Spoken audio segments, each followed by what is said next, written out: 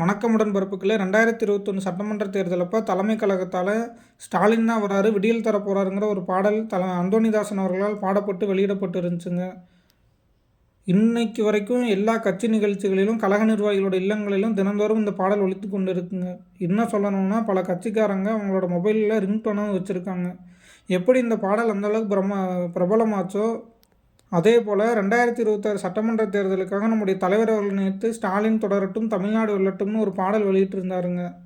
ஒரு 75 வருஷம் கொண்ட ஒரு பேர் இயக்கத்தோட கொள்கைகளையும் சித்தாந்தங்களையும் இன்றைய இளைஞர்கள் எளிதாக புரிந்து கொள்ளும் வகையில் பாடல் வரிகள் அமைஞ்சிருக்குங்க. இனி வரும் காலங்களில் நிச்சயமாக எல்லா கட்சி நிகழ்ச்சியும் இந்த பாடல் ஒலிக்க போவது உறுதிங்க.